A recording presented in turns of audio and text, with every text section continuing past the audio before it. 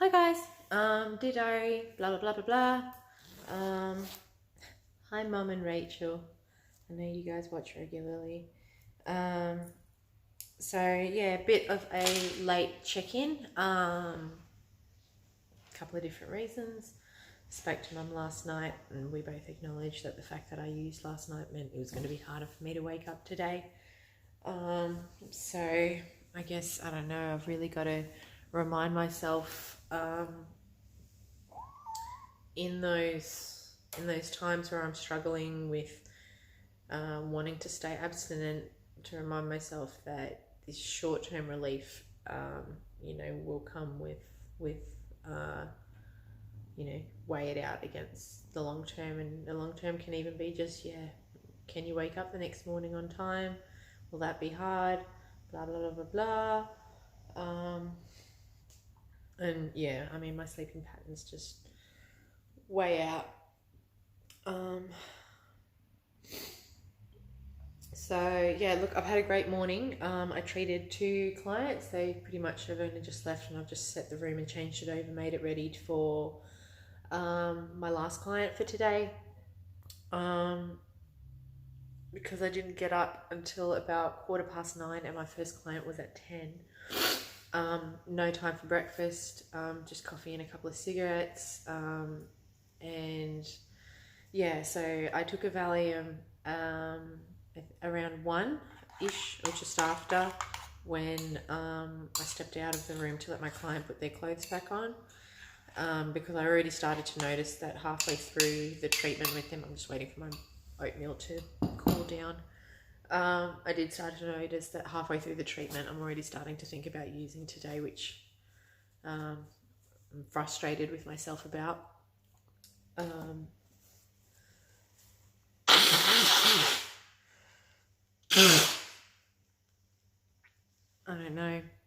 don't know. It just, I don't know how to problem solve around this. Like, I don't go into as much of a panic if there's some in the house than if there isn't any at all.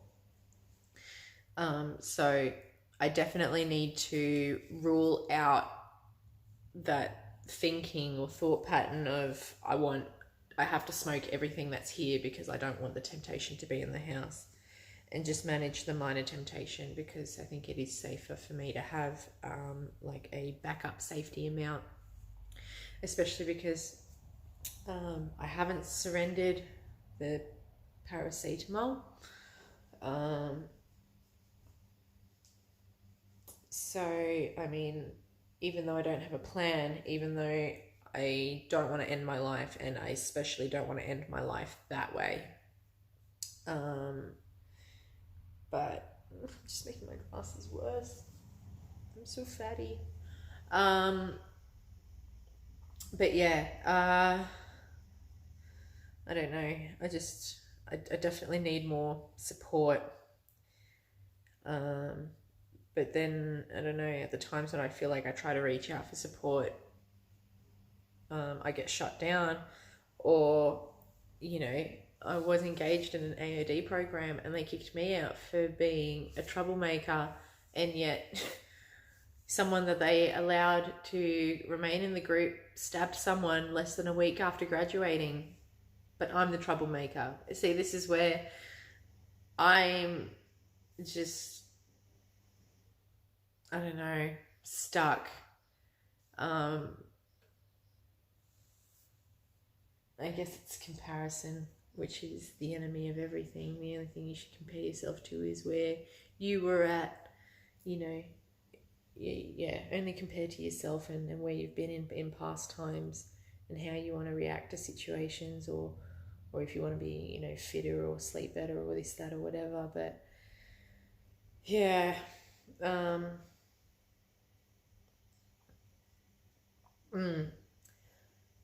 anyway, so I guess my plan at the moment is to eat this porridge, prepare for my last client. I should be done with them at around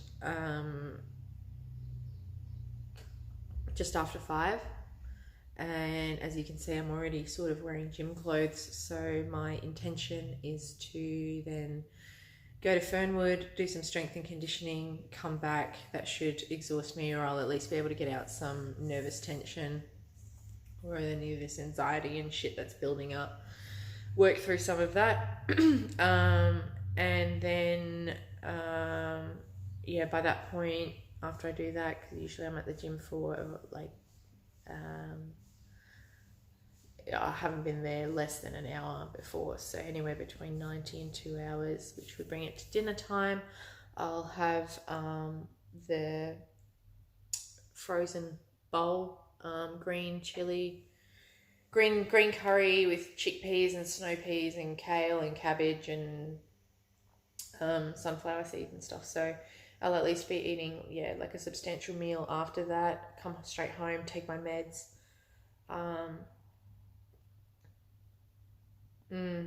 I don't know. My brain's like, you need to meditate. I don't know when I'm going to get a chance to meditate.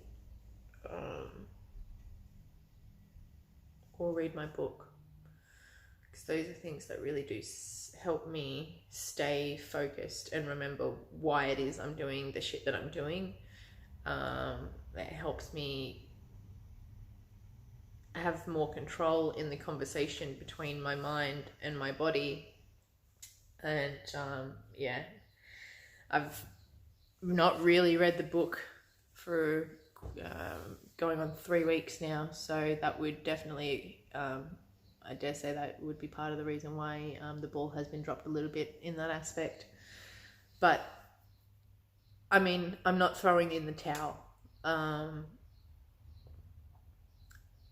I know that every day I say I'm going to get up and stay clean, and every day that is the intention that I wake up with. And even at night before I go to bed, even if I've used, that is the intention that I have. It is literally, sorry Sam, it's literally just this process of withdrawal that I'm really, really struggling with, to the point where, like, when I am on the phone to mum, I do wonder if I need to, I don't want to go into rehab for 28 days, but maybe if I go into rehab for 7 to 10 to take care of the detox. But I mean, I don't know. Honestly, I don't know what to do, how to help myself. I don't know what is the magic solution or combination of things to make this successful. I don't want to be like this forever. That's all I know. I don't know. It's just a struggle, and I guess I'm just managing symptomatically rather than working on a plan. Anyway, I don't want to offload too much because I don't want to get into too much before I have another new client. But at least the good thing is these last clients I had, they're a couple, so that's why they went one after another, and they're just genuinely lovely human beings, and I'm excited because there's potential referral networks that can happen once one of them completes her studies in personal training. I'll be able to refer clients over to her for corrective exercise programs, and she was saying that she's got this dream to open up her own gym, which will have like a studio space for yoga classes and this, that, and whatever. And so in my head, I'm already getting excited, thinking, awesome, I can't wait to be able to bring boudoir back to Ballarat, because I've tried to sort of gauge whether there's any interest in Physipol bringing that back, and there doesn't seem to be. So yeah, I think it will come back. I will bring it back to Ballarat because I think it is really, really important.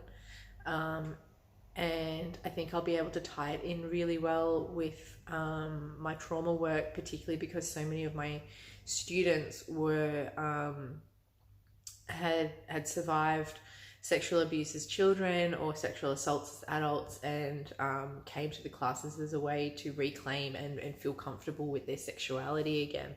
So I think there is definitely a need for it in Ballarat. It's just a matter of getting the word out there. and everything. So yeah, there's potentially exciting stuff on the horizon. I mean, the client's not graduating for another 6 to 9 months, so this is definitely like a long-term goal or dream or vision. But you know, the thing with these long-term goals and visions is that they keep me motivated to stay here. So I mean, Mum called because she saw my last video last night and was very, very concerned, and that's what I do want to keep reiterating, that even if I am very, very emotional during a video, what I do try to keep saying is that I will keep myself safe. I am safe. I just because I have access to a means to kill myself, it's not how I want to die. I don't want to die. You know, I don't need to rush death when change is inevitable and is coming, and I am implementing small changes every day. I can't see them all the time, I guess, because all I'm focused on is not using, and I feel like I keep failing there, but there are other aspects of my life that are really, really improving, and I need to remember to stay focused on that. And you know, Sam's only going to be here for one more day, and then things can start to go back to normal between Sel and I again too. So yeah, just got to try and remain optimistic and keep trucking along and sticking to my plan, not letting my body or past versions of me win out. It's really hard to know if self-care is listening to those voices or self-care is forcing me to do those things anyway. And I mean, Matilda's given the analogy of, if a child comes to you crying, do you sit there and just cry with the child, or do you dry its tears and then give it a cuddle and then say, you know, you want to play, or do you want something to eat? Do you want to have a drink? You know, you tend to the child. You don't just sit there and wallow with it.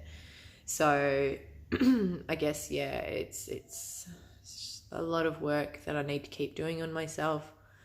And then I guess I push myself to keep to remain employed so that I can afford the kind of health care that I want to help me get clean. So it's kind of all just trying, it's trial and error, and trying to find a balance and the perfect combination of things, because it isn't going to be just take one thing and replace it with something else. There's, you know, it's been an ongoing issue. It's tied into my mental health. It's become how I cope with extreme emotions.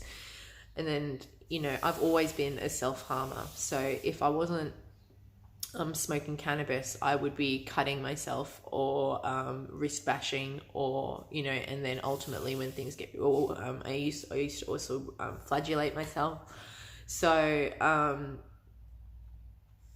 yeah, there's a whole bunch of things that need to be addressed. And so then I also think about that, and I'm like, well, rather than going in for rehab, maybe you need to go into Wyndham and have your mental health really taken care of. But again, I don't think I'm going to be able to do that if I'm locked inside of a padded room for an unknown amount of time, you know, potentially 2 months or something like that. That won't help me. I know that it won't help me. I'll make improvements while I'm in there, and then of course I'll come out and not be that great. It was just like I showed improvements when they put me on Effexor, but that's because I had no emotions and I didn't feel anything, and things that would have triggered me weren't triggering me. And so then when they were like, okay, you're mentally well enough again, we can start to take you off these meds, everything was just coming back at me, you know, threefold, and feeling way too hard for me to deal with. And so yeah, that's where cannabis stepped in as my primary coping mechanism, because I thought it was just, I knew cannabis calmed me down, and you know, after I'd be so like worked up, and then I'd have a smoke of cannabis, and then 10 minutes later be thinking about the situation. And because the emotions have settled down, my wise mind comes in and I'm able to see it and be like, it's not that big of a deal. Why are you overreacting? Or why is it da da da da da da da? So that's where it really became like a helpful tool for me. Where it's become really problematic is I can go too far the other way, and it's like, no, that is a boundary that you were quite upset about, and now you're using this drug to, you know, not be a troublemaker by rocking the boat and offending people. And yeah, it's just hard. I don't know.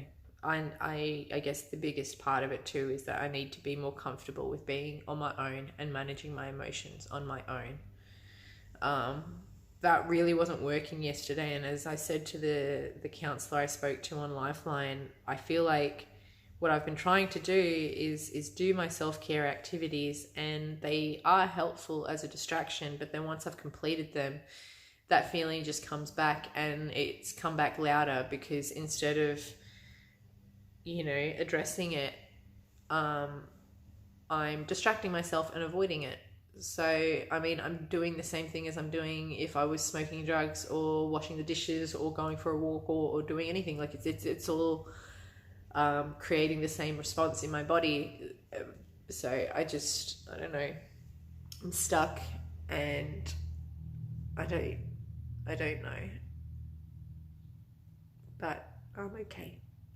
Better get off this video so I can have some food and get ready for this next client. If I'm really lucky, I might even be able to get a meditation in before she comes. So let's hope for that.